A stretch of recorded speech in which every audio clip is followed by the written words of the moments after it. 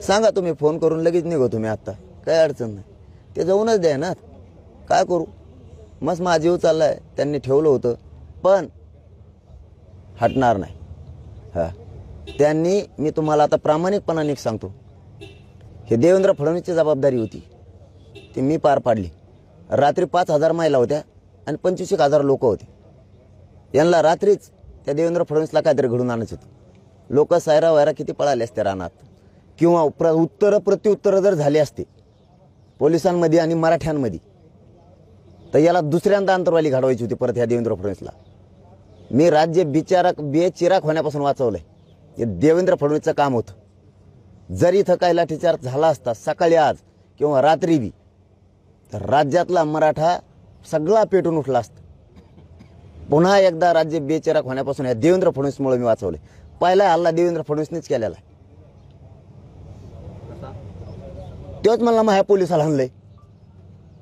जनता नाही माझी, जनतेनेच पोलिसाला हाणलं.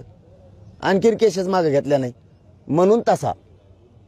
कशाचं उत्तर तसं आहे की म्हणून त्याने आतापर्यंत त्याला वाटलं असतं माझी जनता आहे, त्याने त्या केसेस आई बहिणीच्या मागे घेतल्या असत्या. त्याने पोलिस बाजूला सारावेत, सागरचा दरवाजा उघडावा, यायला तयार आहे. पण सगळ्या सोयऱ्यापासून सुट्टी नाही. आणि आता विनंतीपूर्वक सांगतो शिंदे साहेब आणि देवेंद्र फडणवीसला, तुम्हाला संधी आहे. मराठ्यांचे नाराजीचे लाट अंगावर घेऊ नका. सगळ्या सोयरीची अंमलबजावणी करायच्या मागा लागा तातडीनं. तुम्ही काल जे केलं ते चांगलं केलेलं नाहीये. तुम्ही चक्रव्यूह रचला होता, तो आम्ही तोडला.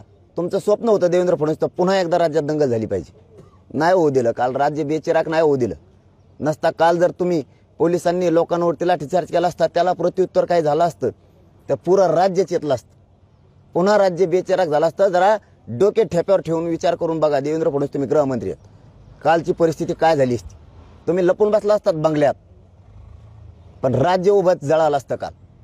हे नरेंद्र मोदी साहेबांसुद्धा विचार करणं गरजेचं आहे. राज्यातल्या सगळ्या नागरिकांना सुद्धा विचार करणं गरजेचं आहे.